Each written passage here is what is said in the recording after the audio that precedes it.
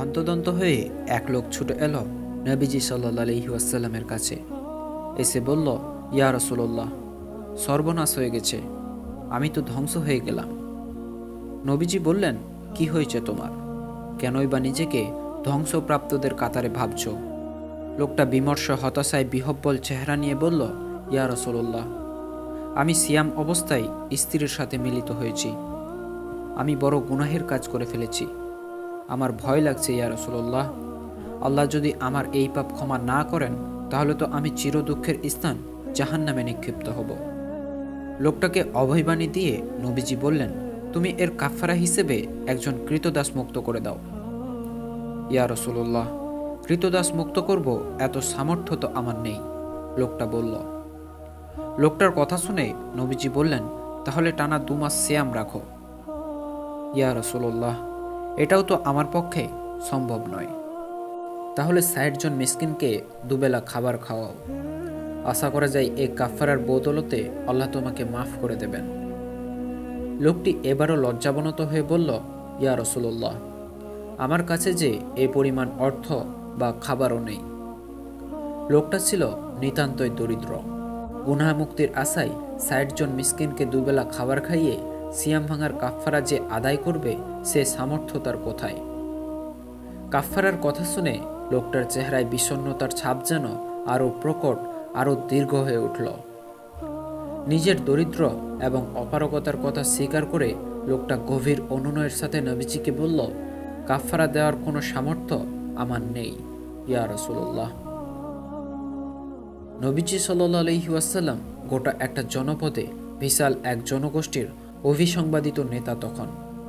তার কাছে প্রতিদিন এরকম কত অসংখ্য, কত অঢেল সমস্যার ঝুলি নিয়ে মানুষেরা আসে তার হিসাব নেই। যদি মুহাম্মদ সাল্লাল্লাহু আলাইহি ওয়াসাল্লামের জায়গায় অন্য কোনো সাধারণ নেতা হতো, যদি আমাদের প্রাত্যহিক জীবনে দেখে থাকা জনমানুষের প্রতিনিধিরা যারা ভোগ এবং বিলাসের মোহে বিভোর থাকার বাইরে আর কিছুই ভাবতে পারে না, তাদের মতো কেউ থাকলে এরকম অভিযোগ অনুযোগগুলো, মানুষের এহেন জিজ্ঞাসা এবং সমস্যাগুলোর প্রতিলিপি এ টেবিল ও টেবিল ঘুরে শেষ অবধি ময়লার ভাগাড়ে পরিত্যক্ত কাগজ হিসেবে জায়গা করে নিত। কিন্তু এক বিশাল জনগোষ্ঠীর নেতা, একটা জনপদের ক্ষমতার ব্যক্তি হয়েও তিনি কোনোদিন কারো ক্ষুদ্র থেকে বৃহৎ কোনো দরকার, কোনো প্রয়োজন, কোনো সমস্যাকেই ছোট করে দেখেননি। তার চোখে ছোট বড়, জাতপাত, ধনী গরিব, সাদা কালো, আরব অনারব কোনো ভেদাভেদ ছিল না। কে বেদুইন অথবা আরবের সম্ভ্রান্ত বংশের সর্বোচ্চ নেতা, নবীজি সাল্লাল্লাহু আলাইহি ওয়াসাল্লামের কাছে সবার একটাই পরিচয়, আল্লাহর বান্দা। সেই গরিব লোক যে তার সমস্যা নিয়ে নবীজি সাল্লাল্লাহু আলাইহি ওয়াসাল্লামের কাছে এসেছিল, কাফারা আদায় করতে অপারগ হওয়াতে ভগ্ন মনোরথে মসজিদে নববীর এক পাশে গিয়ে বসে পড়ল। নিজের পাপের কাফারাটুকু করতে না পারার ভীষণ মনোযন্ত্রণা তাকে হয়তো দগ্ধ করতে লাগল। ওদিকে নবীজি সাল্লাল্লাহু আলাইহি ওয়াসাল্লামও নিজের দৈনন্দিন কাজে ব্যস্ত হয়ে পড়লেন। যেখানে সৈন্য পাঠানোর দরকার পাঠাচ্ছেন, যে অঞ্চলে দিন শেখাবার জন্য লোক নিযুক্ত করতে হবে সেখানে কাকে পাঠাবেন তাও ঠিক করে নিচ্ছেন। অন্যদের সাথে সলা পরামর্শ করে পরিবারের সময় দিচ্ছেন, আত্মীয় স্বজনদের খোঁজখবর নিচ্ছেন। সব মিলিয়ে বেশ ব্যস্ত একটা দিন যাচ্ছে নবীজি সাল্লাল্লাহু আলাইহি ওয়াসাল্লামের। খানিক বাদে বাগান থেকে নবীজি সাল্লাল্লাহু আলাইহি ওয়াসাল্লামের জন্য কিছু খেজুর উপহার এলো কোনো এক সাহাবীর তরফ থেকে। খেজুরের ঝুড়ি হস্তগত হতেই নবীজি সাল্লাল্লাহু আলাইহি ওয়াসাল্লাম অন্যদের ডেকে বললেন, যে লোকটি সমস্যা নিয়ে এসেছিল সে কোথায়? অদূরেই ছিল লোকটা। নবীজি সাল্লাল্লাহু আলাইহি ওয়াসাল্লামের কথা শুনতে পেয়ে হুড়মুড় করে দৌড়ে এসে বলল, এই যে আমি, ইয়া রাসূলুল্লাহ। নবীজি সাল্লাল্লাহু আলাইহি ওয়াসাল্লাম তার হাতে খেজুরের ঝুড়িটি তুলে দিয়ে বললেন, যাও, এই খেজুরগুলো তোমার গুনাহের কাফারা হিসেবে সাদগা করে দাও। লোকটি তন্ময় হয়ে নবীজি সাল্লাল্লাহু আলাইহি ওয়াসাল্লামের দিকে তাকিয়ে থাকল খানিকক্ষণ।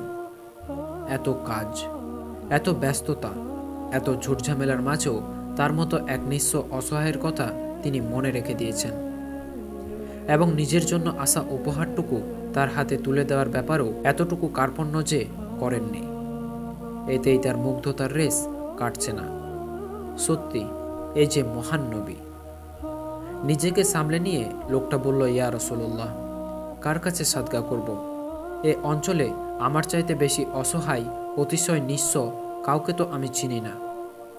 এরপর ধরা গলায় সে আরও বলল, আমার ঘরে খাবার মতো কোনো কিছুই নেই ইয়া রাসূলুল্লাহ।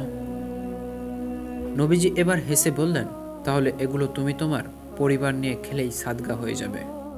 নবীজি সাল্লাল্লাহু আলাইহি ওয়াসাল্লামের জীবনী থেকে আমরা জানি, ধন সম্পদের পাহাড় করার অবারিত সুযোগ থাকা সত্ত্বেও তার কাছে আসা সব অর্থ, সকল হাদিয়া দান করে দিয়ে হতদরিদ্র অবস্থায় দিনাতিপাত করতেন তিনি। খেজুরের পাতার চাটাইয়ে ঘুমাতেন বলে তার শরীরে দাগ পড়ে যেত। তার সংসারে থাকত নিত্যদিনের অভাব। এমনও হতো টানা 2-3 দিন নবীজির ঘরে কোনো খাবার থাকতো না।